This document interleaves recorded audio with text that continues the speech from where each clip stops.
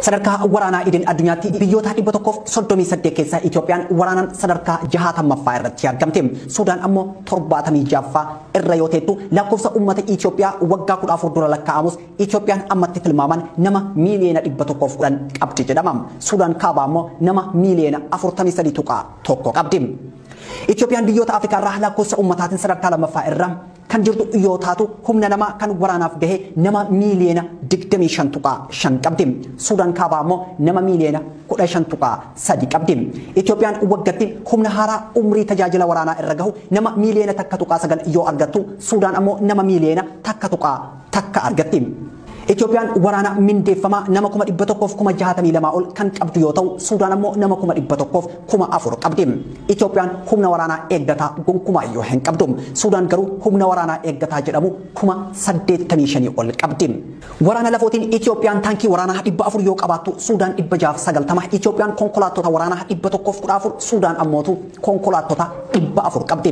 Itoophiyaan artilerii ofiin socho'u 67 kan dhaabbii ammoo 650 furguggeessituu rookeetii 183 qabdi. Suudaan artilerii socho'u 10 qofa yoo qabaattu, furguggeessituu rookeetii fi artilerii dhaabbii kan jedhaman gonkumaa iyyuu hin qabdu.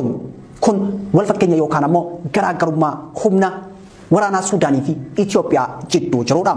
Gama biraatiin gama humna qilleensaatiin Itoophiyaan xayyaara waraanaa waliigala 94 qabdu keessaa jeetii 24, xayyaara geejjiba waraanaaf oolu 9, kan leenjii waraanaaf oolu 20, helikoophtaroota 33, helikoophitara waraanaa 8 qofa qabdi.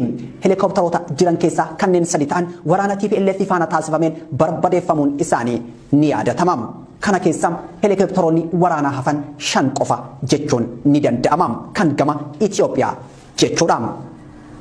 Gama Suudaaniin jeettiiwwan waraanaa 46, xayyaara geejjiba waraanaaf oolu 22, leenjiif kan oolan ammoo 11, helikoophtaroota 73, helikoophtaroota waraanaa 43 fi xayyaarota tarkaanfii addaa fudhatan jedhaman 38 dabalatee walumaa galatti Suudaan humna qilleensaa xayyaarota gara 233 akka qabdutu dubbatama.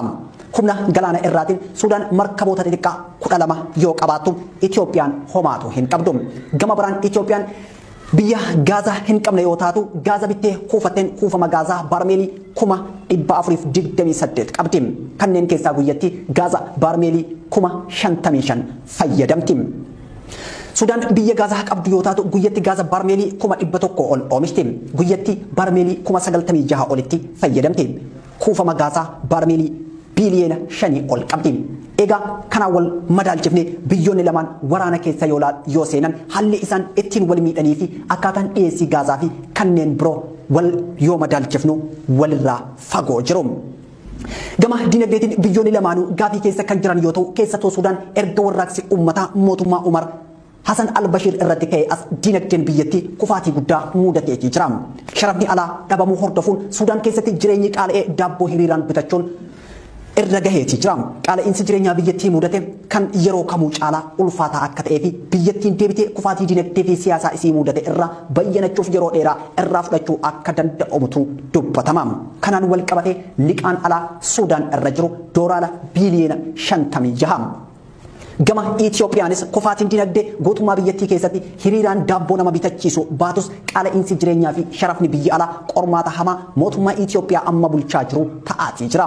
Keessattuu erga jijjiiramni dhufee paartiin bilisiginnaa falaasama eda'amuutiin dhalateen booda sigigaachuun dinagdee Itoophiyaa mul'ataatii dhufe. Sharafni alaa yeroo paartiin bilisiginnaa dhalatu gaarii irra jiraatus amma haala yaaddessaa irra jira. Doolaalli takka birrii Itoophiyaa 40 ta'uuf deemti. Kana irratti dabalee Itoophiyaan liqaa alaa doolaara biliyoona 26 ol of irraa qabdi. Biyyoonni kun lachuu baajeta isaanii kan waggoota 2-3 kan bakka bu'u liqaa alaattoo irra jira.